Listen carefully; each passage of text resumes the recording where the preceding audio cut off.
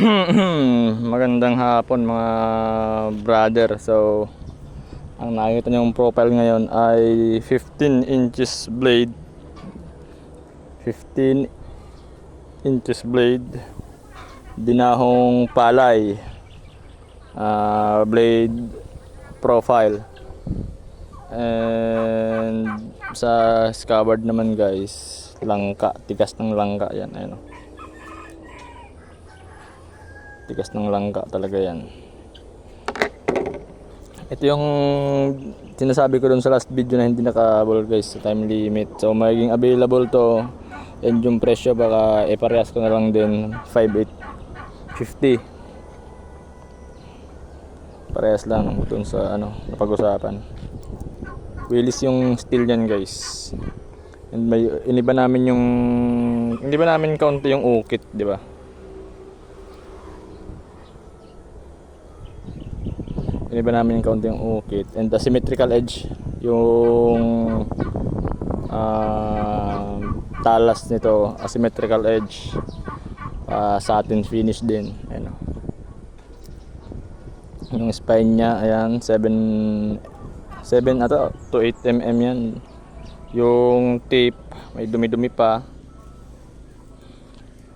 yan, nasa 2 mm to 2 mm ganun. And yung grip niyan guys nasa 3.8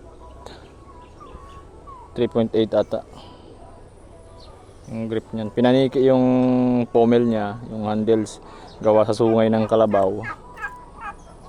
And yan yung build guys, BOB syempre.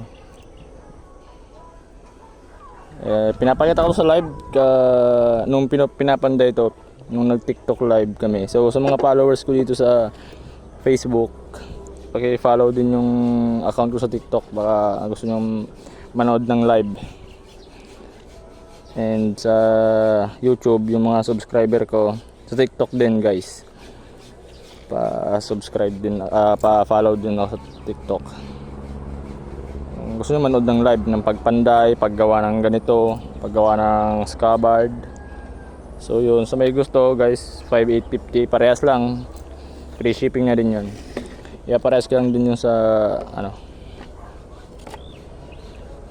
napag-usapan.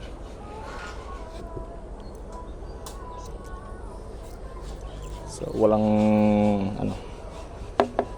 so kung may gusto lang, 15 inches si blade yun yung blade nya. And hindi siya nahuhulog, diba? Nakakita na naman. And pagbubunot guys, ito lang, ito yun, ganun lang. So pag nakabewang na tong ganyan, nakayuko yung pinaniki kasi slanting siya ayun, ganyan yan system, hindi siya straight. So ganun siya. So yun guys, PM na lang. Thank you.